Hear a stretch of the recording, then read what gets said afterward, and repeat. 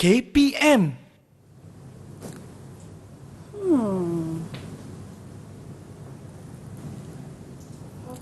Sihatnya ikan-ikan ni.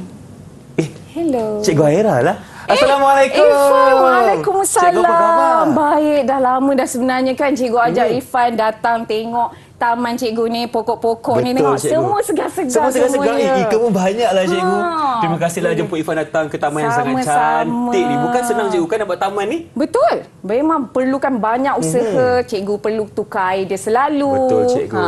Tengok pokok kaktus cikgu ni. Dah besar dah dia. Tengok pokok kaktus ni cikgu. Irfan ada satu soalan. Irfan selalu muskil tentang pokok kaktus ni cikgu. Apa yang Soalan saya, Irfan cikgu. muskil kan? Kenapa pokok kaktus ni tak ada daun? Tak ada daun. Maksud Irfan tak ada daun macam pokok-pokok yang normal macam sebab ni. kaktus ni dia ada duri je. Mana ada daun cikgu? Inilah Irfan, inilah daun-daunnya. Oh, ya ke? Iya, sebenarnya duri pokok kaktus ni adalah daun pokok kaktus. Oh. Nak tahu kenapa duri pokok kaktus menjadi daun? Saksikan bersama-sama Cikgu Aira dalam slot biologi selepas ini. Jom kita.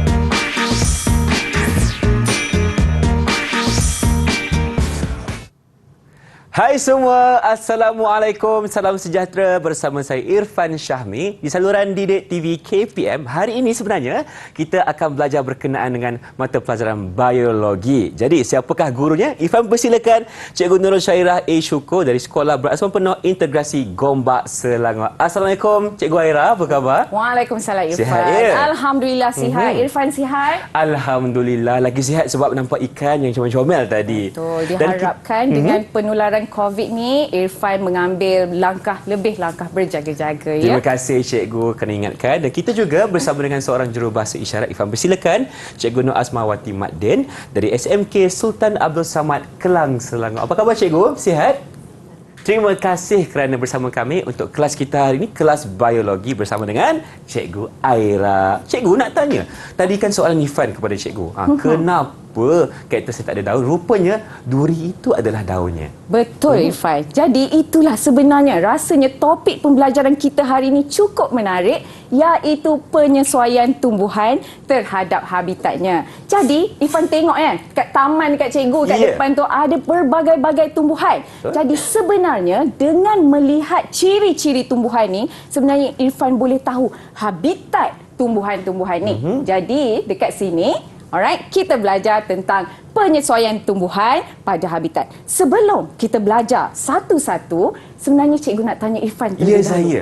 Apa maksud habitat? Okey, apa Irfan faham Cikgu? Habitat ni adalah tempat tinggal. Betul, tempat tinggal. Jadi kalau kita tanya, soalan bertanya kan, apakah habitat manusia? Kita duduk cakap rumah, ataupun ada manusia duduk tempat sejuk, ada manusia duduk tempat yang beriklim panas. Sama juga seperti tumbuhan. Tumbuhan pun ada pelbagai habitat dia. Jadi di sini cikgu akan tunjukkan kepada Irfan gambar habitat-habitat yang biasa didiami oleh tumbuhan-tumbuhan. Kita tengok satu persatu dan Irfan cuba teka tumbuhan macam mana yang akan duduk dekat habitat-habitat ni. Okey, jom kita saksikan. Yang pertama, agak-agak ini adalah hutan hujan tropika. Betul, tengok, ada kita sungai boleh, kan? Betul, kita boleh berkelak, boleh hiking, boleh eksplorasi hutan ni. Irfan pernah rasalah, tengok kalau ciri-ciri pokok dekat hutan hujan tropika ni, Irfan rasa macam mana? Okey, Irfan rasa kalau pokok dekat hujan tropika ni, hutan hujan tropika ni maksudnya pokok-pokoknya ada daun. Ada daun warna hijau. Lepas tu dia juga berakar, cikgu. Betul. Kalau tengok dekat taman yang dekat depan Irfan tu, antara tiga-tiga tu Irfan rasa yang mana satu sebenarnya pokok yang akan duduk dekat kawasan macam ni? Yang ini, cikgu? Betul. Pokok biasa sahaja. Macam mungkin murid-murid tengok kat depan rumah, pokok yang tidak daun dia tidak terlalu lebar, kecil sahaja ataupun batang dia berkayu, sama seperti kita jumpa dekat pokok-pokok di hutan. Okey, seterusnya kalau lihat di sini, okey, ini adalah paya bakau sebenarnya. Di mana paya air masin ataupun tawar. Okey. Bila Irfan tengok dekat sini, nampak tak ada pokok di sini? Irfan rasa pokok macam mana akan duduk di kawasan ini? Irfan rasa, cikgu, kalau dekat kawasan paya bakau ni, dia ada akar yang tebal, cikgu. Betul.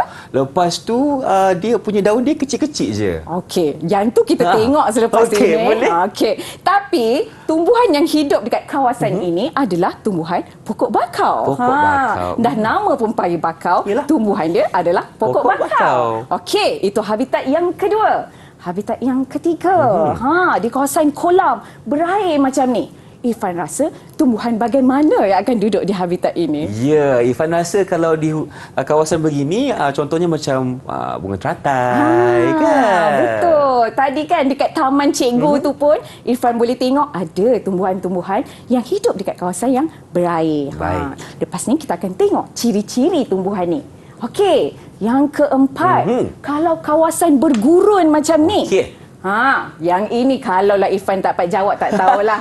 Kita cuba. Kita cuba. Kalau kawasan yang bergurun macam ni, kawasan yang panas, agak-agak tumbuhan macam mana yang akan hidup dekat habitat macam ni? Okey, pastinya tumbuhan yang akan hidup dekat kawasan gurun ni adalah seperti pokok kaktus dan daunnya adalah berbentuk duri-duri. Betul. Tapi kenapa daun dia berbentuk duri-duri? Yang itu yang kita akan belajar. Tapi sekarang ni Irfan dah tahu pokok-pokok mempunyai ciri-ciri dia sendiri untuk menyesuaikan terhadap habitat. Tapi semua pokok-pokok ni dikelaskan kepada kelas yang sama. Nama kelas ni mungkin susah sikit. Nampak je terbelit-belit. Tapi cikgu ajar, sebenarnya kalau murid-murid faham maksud dia sebenar, senang je nak tahu. Okey, jangan terkejut melihat 4 nama ni. Nampak macam susah. Nampak macam susah. Anda dah nampak boleh jadi nama orang dah. Nurul Halofit. Okey, kita ada Halofit, kita ada Hydrofit, kita ada Mesofit, kita ada Xerophyt. Okey. Sebelum kita minta Irfan, sebelum teacher minta Irfan kelaskan semua ni kepada habitat, teacher terangkan dulu nama dia. Okey. Halofit, sebenarnya halo itu adalah masin, garam. Okey, halo tu masin. Halo, masin, garam. Hydrofit, air. Hidro, betul. Berhidrat air. Okey, mesofit, meso tu sebenarnya middle, biasa-biasa. Tidak terlalu ekstrim. Tidak terlalu berair. Tengah-tengah je lah, ya? Tengah-tengah, normal. Macam Irfan, biasa-biasa. Okey, Xerophyt adalah kering. Jadi zero, lepas ni kan? zero, kering, zero, tak ada Kosong. apa-apa.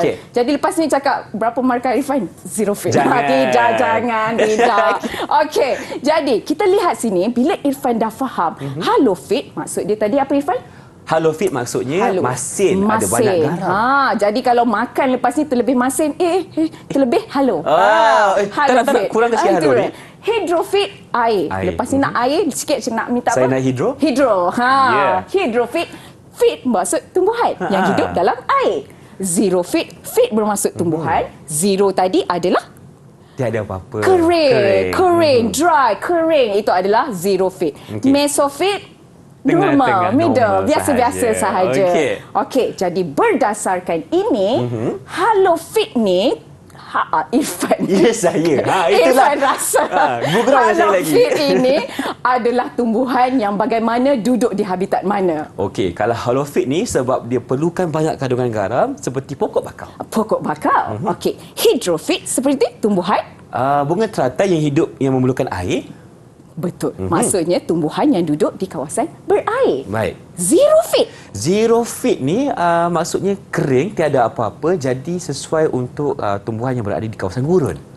Betul. Mesofit tengah-tengah biasa-biasa seperti tumbuh-tumbuhan di hutan hujan tropika. Jadi berdasarkan jawapan Irfan tadi, kita boleh sesuaikan semua tumbuhan-tumbuhan ini kepada habitat dia masing-masing. Kita cuba tengok macam mana Irfan nak sesuaikan, ya.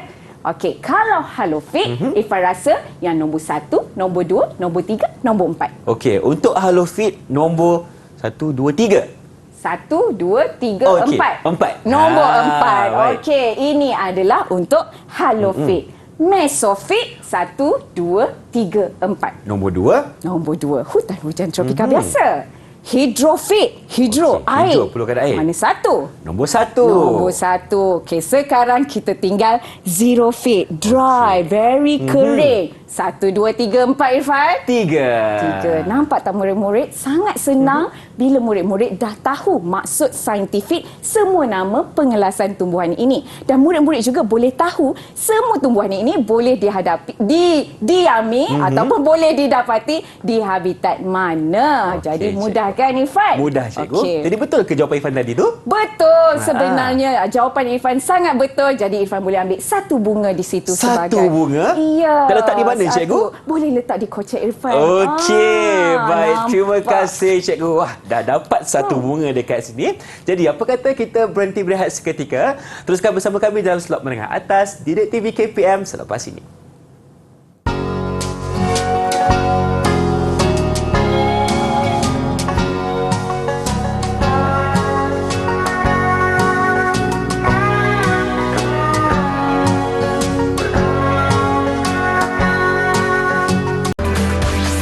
Didik TV KPM. Bersama kami dalam slot menengah atas Didik TV KPM bersama saya Irfan Syahmi dan juga Cikgu Aira. Ya, Okey, saya. untuk segmen kali ini, apa pula yang kita akan belajar sama-sama? Betul. Untuk segmen kali ini, kita akan melihat dengan lebih teliti lagi tentang ciri-ciri penyesuaian pokok-pokok untuk hidup di habitat dia.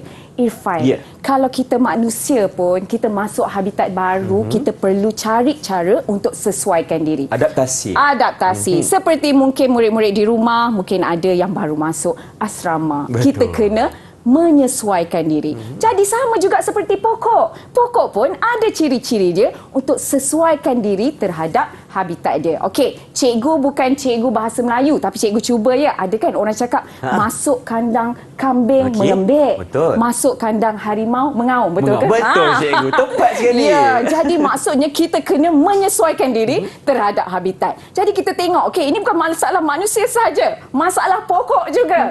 Halofit dan mesofit. Jadi kita tengok satu-satu apa masalah yang dihadapi oleh pokok-pokok ini.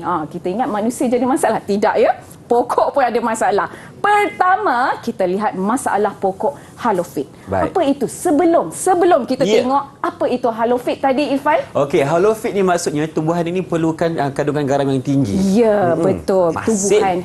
Tumbuhan ini dikatakan tumbuhan yang hidup di kawasan yang masin. Halo bermaksud sebenarnya salt. Salt. Masin, garam. Jadi lepas ni mungkinlah murid-murid nak ingat lebih sikit.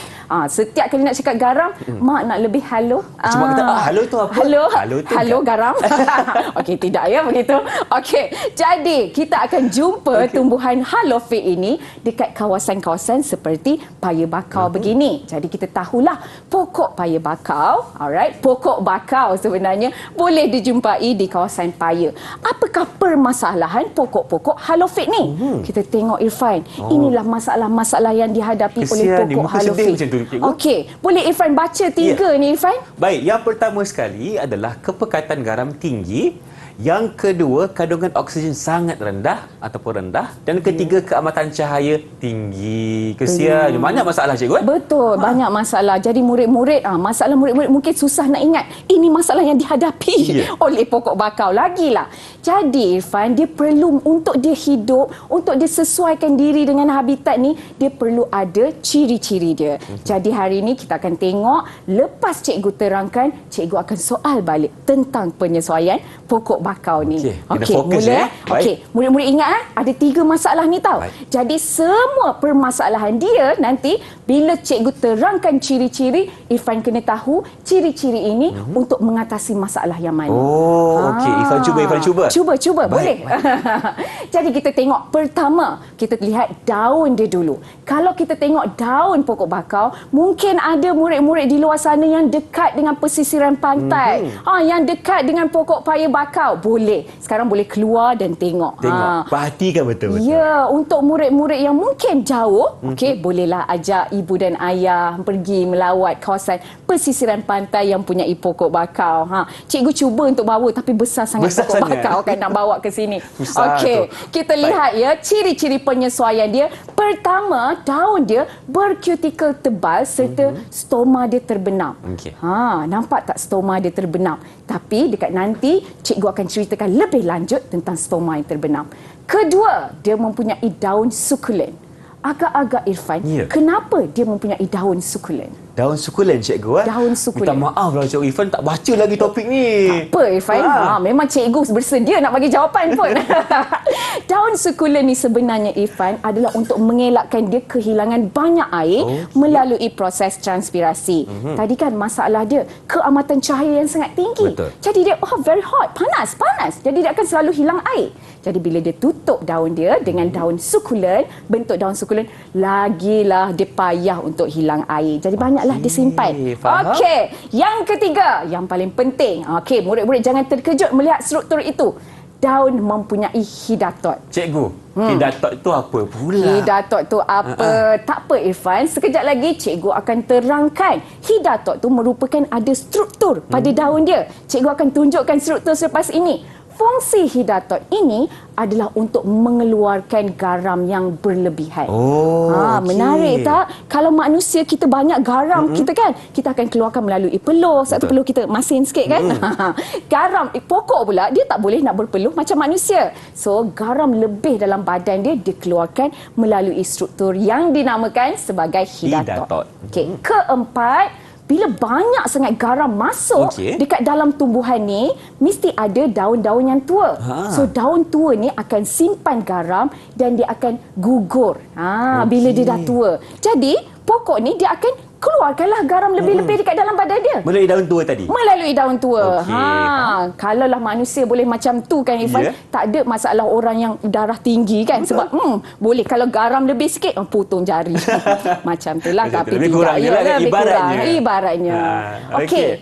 Ini adalah gambar struktur hidatot di hujung sahaja daun itu. Jadi pokok ini bukan daun pokok bakau. Ini adalah daun biasa. Irfan, daun biasa pun ada juga hidatot. Untuk ini mungkin murid-murid dah belajar tentang struktur hidatot ini dalam bab pengangkutan dalam tumbuhan.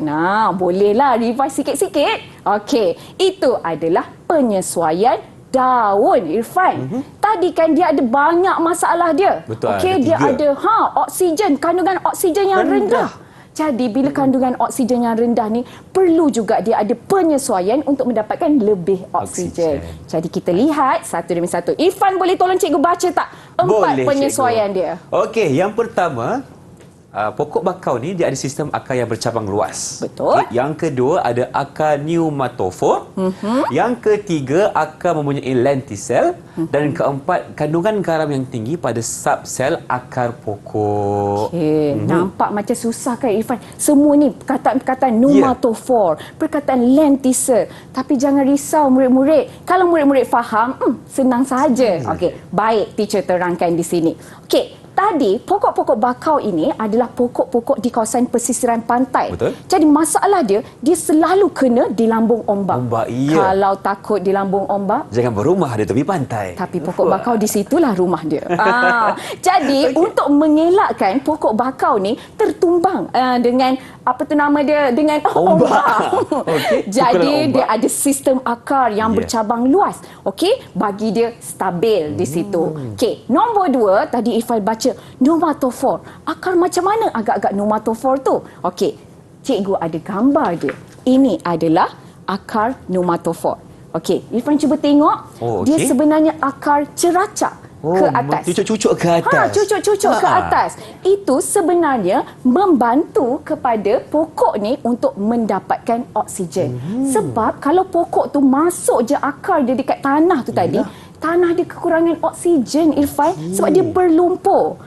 Jadi bagus tak pokok ni dia terus ada akar-akar nomatofor membantu mendapatkan lebih oksigen. Okey, itu yang kedua, akar nomatofor. Bagaimana pula lentisel? Lentisel. Lentisel. Apakah itu? Murid-murid mungkin sebenarnya dah pernah jumpa dah. Tapi di mana ya? Terlupa pula. Lentisel tu sebenarnya membantu untuk pertukaran gas. Jadi lentisel ni boleh dijumpai pada batang pokok. Dan ada juga pada akar nomatofor tu tadi. Jadi kalau murid-murid tengok, dia macam ada lubang kecil-kecil dekat situ di mana proses pertukaran gas boleh berlaku di situ. Okey, yang paling penting sekali Irfan, yang ni nampak macam ayat dia very panjang. Tapi sebenarnya kandungan garam yang tinggi pada subsel akar pokok. Okey, subsel tu apa? Subsel tu. Ingat tak murid-murid tingkatan 4, murid-murid belajar tentang subsel. Setiap sel ada sub di dalam tu, di dalam vakul. Okey? Jadi, bila kandungan garam dalam subsel pokok halofit ni lagi tinggi, dia takkan hilang air dia. Di luar kawasan yang garam tu, dia lagi rendah sebenarnya berbanding subsel. Jadi, molekul air di luar akan masuk dekat dalam subsel akar pokok. Jadi, dia takkan kehilangan air. Sebab tu, pokok bakau boleh hidup di kawasan yang masin. Sebab tu kita panggil dia halofit. Okey, selesai halofit, kita lihat mesofit, Irfan. Baik. Mesofit macam biasa. Biasa-biasa, ingat tak? Biasa-biasa saja. Jadi tidak ada penyesuaian yang ketara untuk pokok mesofit. Okey, kalau Irfan tengok macam pokok bunga biasa pun boleh dikatakan tidak ada adaptasi atau penyesuaian. Sebab dia cukup, tidak terlalu terdedah dengan cahaya, airnya cukup, oksigen tidak terlalu lembab, oksigen cukup. Jadi dia tak boleh nak bila pokok bakau beritahu masalah dia tak boleh relate. Macam tu. Sebab dia pokok mesofit. Okey, terpanjang teacher terangkan. Macam tu pasal halofit. Kita lihat apa soalan teacher untuk tanya Irfan pada hari ini. Alamak, soalan apa pula ni? Okey. Terlari sikit. Okey, nyatakan 2 penyesuaian daun pokok bakau untuk hidup di habitatnya. Jadi Irfan tengok betul-betulnya, dia tanya daun untuk hidup pada habitatnya. Yelah, sebab tadi kita nampak mekanisme ada 2 berkaitan dengan daun dan juga akar. Betul. Tapi soalannya berkaitan dengan daun. Jadi jawapan saya kepada cikgu adalah daun pokok bakau ni mempunyai hidatot. Betul. Okey, dan daun tua yang menyimpan garam akan digugurkan. Betul. Jadi hilanglah kandungan garam yang tinggi tu. Betul. Cukup 2 penyesuaian. Memang jawapan yang sangat bernas. Cuma kalau boleh cikgu betulkan lagi untuk jawab soalan penyesuaian, tadi pertama Irfan cakap daun mempunyai hidatot. Okey, tapi tidak cukup lagi. Kalau untuk jawab macam tu, murid-murid boleh jawab daun mempunyai hidatot untuk mengeluarkan garam berlebihan. Okey, itu yang pertama. Yang kedua tadi Irfan cakap daun tua digugurkan untuk mengelakkan garam berlebihan. Dia pun menggugurkan daun dia untuk menyingkirkan garam yang berlebihan. Sama sahaja, tapi dia 2 struktur yang berbeza dan membawa fungsi yang sama. Jawapan yang sangat bernas. Jadi cikgu dengan rasa gembiranya Alhamdulillah, gembira memberi cikgu. Irfan satu lagi bunga di situ untuk Irfan letakkan di kocek. Baik, terima kasih cikgu. Ini bunga yang kedua Irfan dapat hari ini. Jadi bunga pun dah dapat. Apa kata kita berhenti berehat dulu, teruskan bersama kami dalam Didik TV KPM. Jangan ke mana-mana.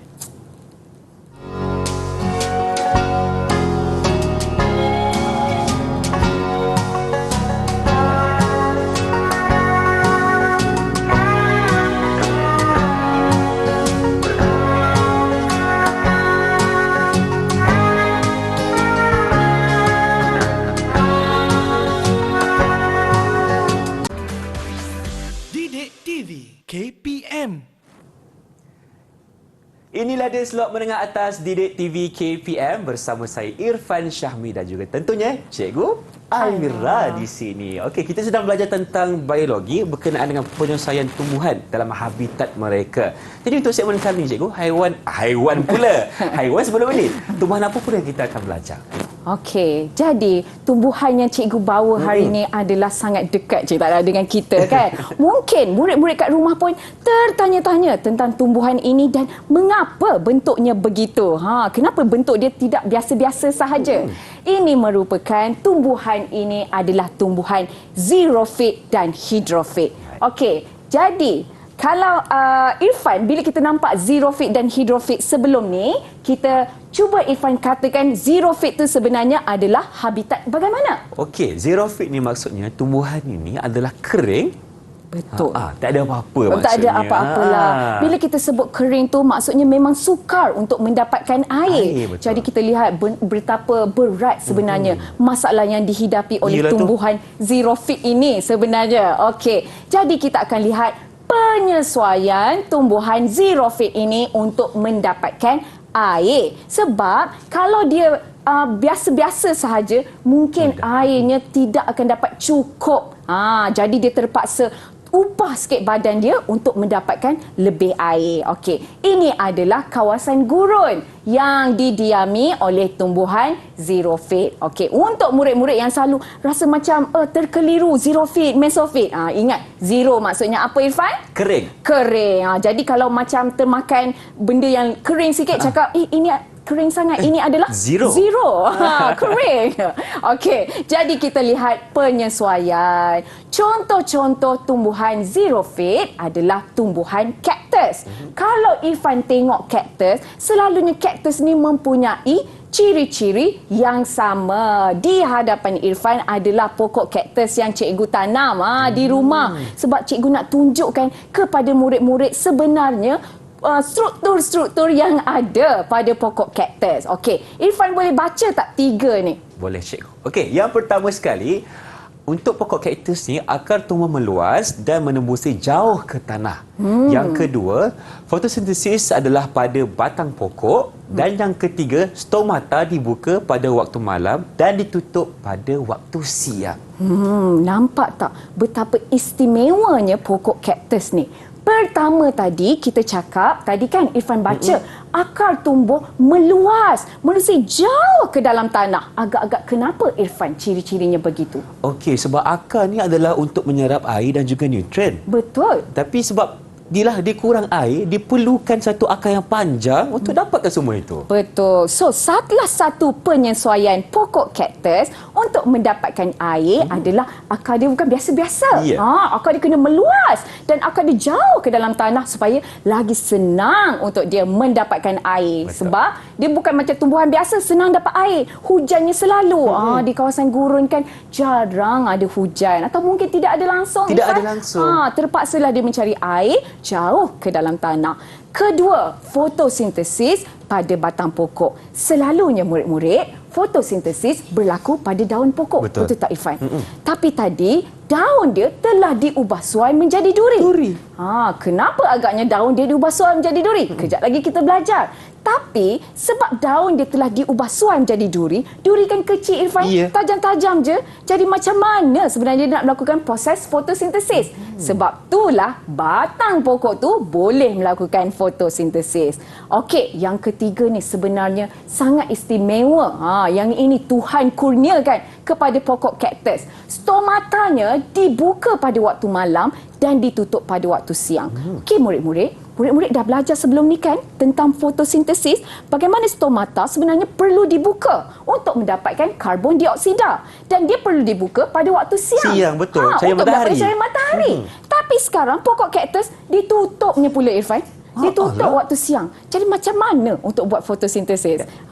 Yang ini mungkin murid-murid kalau yang baca lebih sikit boleh tahu sebenarnya pokok kaktus ni tindakan fotosintesisnya berbeza sedikit. Sebab bila malam dia buka stoma dia, disimpan karbon dioksida, waktu siang dia tutup. Kenapa dia tutup? Dia nak mengelakkan kehilangan airnya. Betul.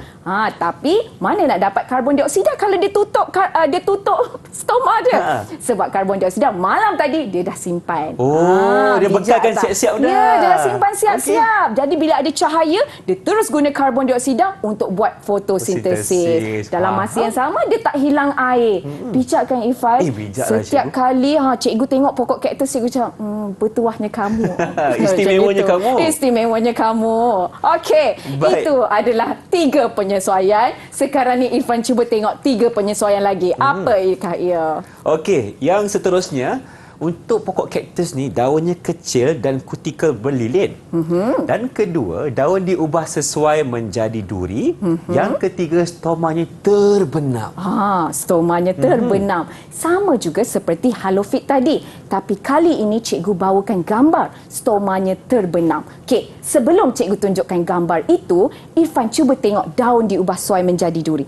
Kenapa sebenarnya pokok kaktus banyak duri-duri? Dan cikgu kata duri-duri itu adalah daun. Sebenarnya Irfan, bila waktu malam, bila ada embun, dia melekat dekat duri ni dan dia bila gugur, embun kita cakap gugur ke?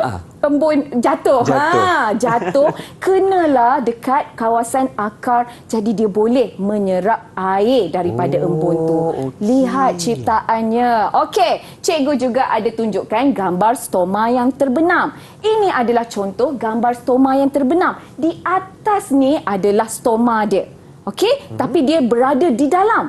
Kenapa? Sebab untuk mengelakkan dia kehilangan lebih banyak air. Jadi bila kita simpan sikit stoma dia tu, mungkin kepekatan molekul air tu akan jadi lebih tinggi di kawasan ini, kawasan dalam. Jadi lebih kurang dia kehilangan air. Okey, itu adalah penyesuaian zero fit. Sekarang cuba masa untuk soalan kepada Irfan. Uji minda. Minda. Nyatakan 2 penyesuaian zero fit untuk mendapatkan air di habitatnya. Okey. Tadi Cikgu Aaron terangkan ada 6 kesemuanya, tapi Cikgu nak 2 saja? 2 saja. Okey, boleh. Yang pertama sekali, akar pokok kaktus ni tumbuh meluas dan dia ada banyak dalam tanah, menembusi sebab dia perlu cari banyak sumber air. Kan kalau sikit macam mana nak jumpa. Yang kedua, daun diubah menjadi duri untuk membekalkan karbon dioksida. Betul. Hampir betul jawapan Irfan, tapi cikgu betulkan lagi. Okey. Irfan kena lihat soalan ini adalah untuk mendapatkan air. Jadi bila untuk mendapatkan air, saya nak betulkan. Okey. Saya ubah daun diubah menjadi duri sebab pada waktu malam ketika ada embun, embun itu akan dijatuhkan ke bahagian akar supaya ia diserap menjadi sumber air. Benar. Jadi dengan jawapan Irfan yang sangat tepat itu tadi, cikgu dengan suka hatinya memberikan satu bunga lagi. Satu lagi bunga. Untuk Irfan letak di kocek. Terima kasih. Lepas ni kalau semua soalan jawab, Irfan dah boleh jadi taman bunga. Ada 3 ni. Okey, itu 2 penyesuaian zero fit. Okey, kalau ingat zero, ingat kawasan yang kering, ingat kaktus dan ingatlah ciri-ciri kaktus. Okey, itu adalah zero fit. Sekarang Irfan, tak habis lagi pembelajaran kita. Belum lagi. Murid-murid kita ada haiwan lagi. Tengok cikgu pun dah mula. Kita ada tumbuhan yang dinamakan sebagai hidrofit. Okey, Irfan dah nama pun hidro. Maksudnya apa Irfan? Perlukan banyak sumber air. Benar. So hidrofit merupakan tumbuhan yang hidup dalam takungan air yang banyak. Jadi, dia pun perlu ada penyesuaian. Kalau manusia duduk dalam air tak pandai berenang, lemas. Jadi, tumbuhan ini tak bolehlah dia tak boleh tak pandai berenang. Jadi, kita lihat apakah penyesuaian tumbuhan hidrofit untuk duduk di habitatnya. Jadi, ada 2 jenis tumbuhan hidrofit. Okey, kalau Irfan tengok sebenarnya dekat taman cikgu tu ada 2 jenis. Ada 2 jenis? Ya. Satu adalah tumbuhan yang tenggelam. Di situ. Yang ini? Satu adalah tumbuhan yang terapung. Yang atas ni? Ya. Contoh dia seperti kalau terapung tu macam pokok kiambang. Inilah yang cikgu nama dia ada ikan-ikan. Ada ikan. Di atas tu adalah pokok kiambang. Baik. Okey, di sebelah itu adalah pokok yang terbenam, tenggelam, terbenam pula, tenggelam. Jadi itu contohnya seperti spesies Ilodia nama dia. Ilodia. Betul. okey. Kedua-dua tumbuhan ini mempunyai akar serabut yang halus. Jadi kalau Irfan boleh tengok dekat pokok kiambang tu, Okey, yang nampak ni. tak akar dia sangat halus. Irfan tengok dulu cikgu Sila Irfan. Oh, lah cikgu. Memang halus. Akar dia halus kan? Kenapa pokok ini mempunyai akar yang halus? Sebab dia nak memberikan kestabilan kepada pokok ini apabila dia berada di kawasan berair. Jadi senang dia terapung. Tapi bukan setakat itu, kita lihat satu demi satu penyesuaian dia. Kita lihat dulu tumbuhan yang terapung. Ada 4 penyesuaian tumbuhan yang terapung. Pertama, Irfan, boleh Irfan baca? Boleh, tak ada masalah. Yang pertama sekali, daun lebar, nipis dan rata. Yang kedua, stoma pada bahagian atas daun. Yang ketiga, epidermis atas diliputi kutikel berlilin. Dan yang keempat, tisu erenkima pada batang pokok. Okey, baiklah Irfan. Sekarang kita lihat kenapa semuanya ini adalah penyesuaiannya. Yang pertama, kenapa perlu daunnya lebar? Sebab dia tak tinggi Irfan, dia kecil sahaja. Jadi dia perlu maksimalkan kawasan daun tu untuk mendapatkan lebih cahaya matahari. Okey. Nombor 2, stoma pada bahagian atas daun. Sebab ingat tak, stoma ni adalah untuk pertukaran gas. Jadi kalau stoma dekat bawah, tenggelam. Air dah kat bawah bahagian air, macam mana nak masuk? Jadi stoma bahagian atas daun. Yang ketiga, epidermis atas diliputi kutikel berlilin. Ialah sebab dia berada di kawasan air begitu, dia akan terdedah kepada cahaya matahari. Betul. Tidak ada benda yang menutup. Jadi untuk mengelakkan dia kehilangan air. Okey, yang keempat tu, mungkin murid-murid akan tengok, erenkima, adakah benda yang baru? Tidak, murid-murid dah belajar dah sebelum ini. Jadi kita tengok gambar tisu erenkima. Okey, tisu erenkima ni sebenarnya dalam tu kosong Irfan. Dia tak macam tisu parenkima atau kolenkima. Dia erenkima. Jadi murid-murid ingat air apa? Udara. Tisu erenkima mempunyai udara. Jadi dia membenarkan tumbuhan ini terapung. Sebab kat dalam tu bila ada rongga-rongga udara, dia akan jadi densitinya, ketumpatannya akan lebih ringan. Kalau tak tenggelam lah kan cikgu? Kalau tak tenggelam lah. Nasib baik dia ada tisu erenkima. Kalau kita terdiri tisu erenkima, bolehlah kita terapung-rapung. Okey, itu adalah tumbuhan yang terapung tadi. Sekarang kita tengok pula tumbuhan yang tenggelam. Tumbuhan yang tenggelam mempunyai penyesuaian dia sendiri. Kita lihat daun dia nipis dan kecil dan batang dia juga kecil. Kenapa murid-murid? Sebab air ni kan bila dia berada dekat dalam air, bila ada arus, dia kena melintasi arus tersebut. Untuk mengelakkan rintangan arus yang buatkan dia tumbang. Jadi kenalah daun dia kecil dan batang dia kecil untuk mengurangkan rintangan terhadap arus air. Bijak kan pokok-pokok ni? Semua penyesuaian dia. Okey, dah panjang lebar dah cikgu bercerita tentang hidrofit. Baik. Sekarang soalan sangat mudah untuk Irfan. Nyatakan 2 penyesuaian hidrofit untuk hidup di habitatnya. Okey, boleh tak Irfan nak pilih cikgu? Sama ada tumbuhan yang terapung ataupun tenggelam. Irfan akan pilih yang terapung cikgu. Boleh, silakan Irfan. Okey, baik. Jawapan yang pertama adalah stoma berada di atas daun. Sebab stoma ini adalah untuk berlakunya pertukaran gas. Jadi kalau ada kat bawah, macam mana nak buat? Tak boleh, tak akan jadi. Okey, yang kedua, pokok yang terapung ni mempunyai daun yang lebar, nipis dan juga rata untuk menyerap lebih banyak cahaya matahari. Benar. Allah, sangat jawapan yang sangat. Cikgu rasa ini bila orang cakap bila ada anak murid yang cemerlang macam ni, ada di sebaliknya ada guru yang cemerlang. Ada juga. Betul lah, saya setuju. Jawapan yang sangat bijak. Bila keluar soalan macam ni, dia tak tanyakan hidrofit yang bagaimana, terapung ataupun tenggelam. Jadi suka hati murid-murid. Seperti Irfan tadi, Irfan memilih pokok yang terapung. Jadi jawapan Irfan adalah sangat padat sebab semua ciri-cirinya ada fungsinya. Betul. Irfan kata stoma di atas untuk memudahkan pertukaran gas. Okey, daun dia lebar supaya memaksimumkan penyerapan cahaya matahari untuk proses fotosintesis. Benar kan? Sebab pokok-pokok macam ni dia kecil sahaja selalunya. Jadi daun dia adalah terhad bilangan daun dia. Okey, dengan jawapan Irfan tadi yang sangat lengkap, cikgu berikan lagi 1 bunga kerana berjaya menjawab. Cukup 4 bunga Irfan sekarang. Cukup 4. Dah boleh jadi Taman Irfan Syahmi. Okey, terima kasih Cikgu Aira. Irfan pun dah faham tentang tumbuhan-tumbuhan yang berada di dalam air, iaitu hidrofit. Jadi apa kata kita berhenti berehat seketika, teruskan bersama kami dalam slot menengah atas. Didik TV KPM, jangan ke mana-mana.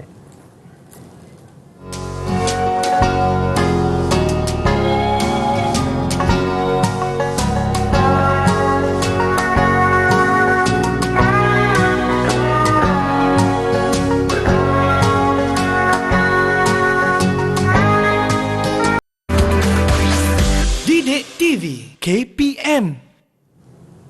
Inilah dia slot menengah atas Didik TV KPM. Sekarang ini kita sedang belajar tentang mata pelajaran biologi bersama dengan siapa? Tentunya Cikgu Aira. Okey, untuk segmen yang seterusnya ni, apa pun yang kita akan diskusi sama-sama? Okey, untuk segmen ini murid-murid belajar tentang penyesuaian tumbuhan pada habitat. Irfan hari ini dah belajar berbagai-bagai habitat. Okey, dah belajar berbagai-bagai nama yang nampak je nama saintifik tapi sebenarnya senang je kan Irfan? Boleh tak Irfan cuba nak baca balik 4-4 tu? Boleh, silakan. Yang pertama hidrofit. Hidrofit. Yang kedua mesofit. Mesofit. Yang ketiga xerofit. Xerofit. Yang keempat halofit. Halofit. Kita tengok betul ke keempat-empat hari ni. Okey, hidrofit, mesofit, xerofit dan halofit. Betul lah Irfan. Tapi kan tadi cikgu kata tak kenal maka tak cinta. Betul. Macam mana kita nak cintakan tumbuhan ini sekiranya murid-murid tidak mengenal penyesuaian tumbuhan ini. Okey, sekarang ni kita akan lihat satu demi satu penyesuaian tumbuhan ini pada habitat dia. Okey Irfan, kita mulakan dengan tumbuhan hidrofit. Tadi, okey, bila kita lihat hidrofit ini maksudnya apa Irfan? Maksudnya hidrofit ni memerlukan air yang Betul. banyak. Hidro kan? Air. Jadi lepas ni nak minum air cakap nak apa? Nak hidro. Nak hidro. Nak hidro secawan. Nak hidro secawan. Okey. Jadi tumbuhan yang hidup dekat kawasan air ini dinamakan sebagai tumbuhan hidrofit. Contoh ciri-ciri penyesuaian dia, murid-murid boleh tengok sendiri dekat gambar dalam buku teks. Kita lihat daun dia lebar. Untuk apa Irfan daun dia lebar? Daun lebar untuk memaksimumkan penyerapan cahaya matahari. Benar. Okey, itu adalah untuk hidrofit. Okey, Irfan boleh tengok kat situ. Okey, mungkin ada murid-murid kat rumah yang ada akuarium. Mungkin ada tumbuhan seperti pokok kiambang. Kalau mereka ada akuarium, saya ada soalan. Okey, silakan soalan saya, cikgu. Bila kita lihat tumbuhan hidrofit ni dan di bawahnya tu ada ikan-ikan dan haiwan-haiwan yang lain, tak mengganggu ekosistem ke cikgu? Sebenarnya satu akuarium itu adalah membentuk ekosistemnya sendiri. Jadi bila ada pokok hidrofit tu, akar-akar dia yang halus tu sebenarnya menjadi tempat tinggal dan sumber makanan bagi ikan-ikan. Tapi kan apa jadi kalau banyak sangat Irfan? Bila dah satu kawasan air tu banyak sangat pokok ni, tak lemas ke ikan tu? Banyak itulah sangat. Bila jadi masalah begitu Irfan, mungkin cahaya matahari akan sukar untuk menembusi ke dalam. Jadi pokok-pokok yang tenggelam tidak boleh melaksanakan fotosintesis. Bila tak ada fotosintesis, kurang oksigen dalam air dan mungkin boleh mengganggu haiwan seperti ikan. Jadi ya murid-murid tak boleh ada tapi tak boleh banyak sangat. Okey, dalam semasa bolehlah kita kurangkan bilangan ni supaya ekosistemnya seimbang. Kalau tak nanti ikan tu tak ada oksigen, macam mana nak hidup? Macam mana? Macam mana nak hidup? Okey, itu adalah untuk hidrofit. Untuk mesofit pula Irfan. Ya saya. Tadi kan cikgu dah cakap mesofit, middle, biasa-biasa sahaja. Tidak ada yang terlalu ekstrim. Jadi untuk penyesuaiannya adalah penyesuaian biasa-biasa sahaja. Mungkin dia punya nama dia, daun dia tidak terlalu lebar, akar tidak perlu terlalu panjang sebab dia ada segalanya. Cukup untuk dia. Okey, itu adalah untuk mesofit. Xerofit pula, zero tadi apa Irfan? Xerofit maksudnya kering. Zero maksudnya kering. Jadi xerofit adalah tumbuhan yang hidup di kawasan yang kering. Contoh dia adalah Gurun. pokok cactus. Benar. Jadi tadi kan bila cakap sebenarnya duri-duri pada pokok cactus tu adalah sebenarnya daun dia yang diubah suai menjadi duri untuk membantu dia memperolehi air. Boleh kongsikan lagi tak apa yang berlaku pada waktu malam tu, cikgu? Bila waktu malam adanya wak air kan, bila waktu malam kan Ada kawasan embun-embun pagi ya, kan? bila ada molekul air akan jadi banyak. Kita cakap kawasan dia jadi lembab, Ya. humid.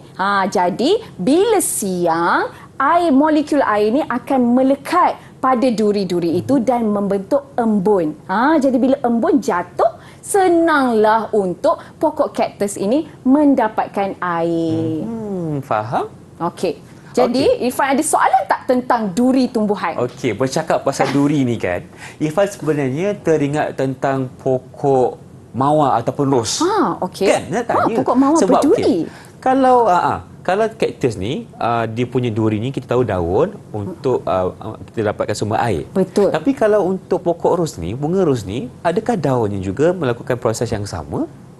Untuk sebenarnya untuk pokok bunga ros yang duduk di kawasan mungkin bukan di kawasan gurun. Jadi sebenarnya tidak perlu pun dia mengubah suai untuk mendapatkan air seperti pokok kaktus. Okey. Jadi sebenarnya duri yang ada pada pokok bunga mawar adalah lebih untuk perlindungan. Perlindungan.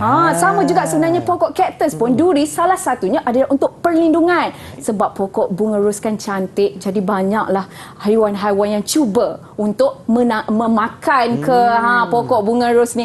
Jadi lebih kepada untuk perlindungan. Faham, cikgu? Lain Itu fungsinya. adalah zero fit. Sekarang kita lihat pula yang terakhir, halo fit.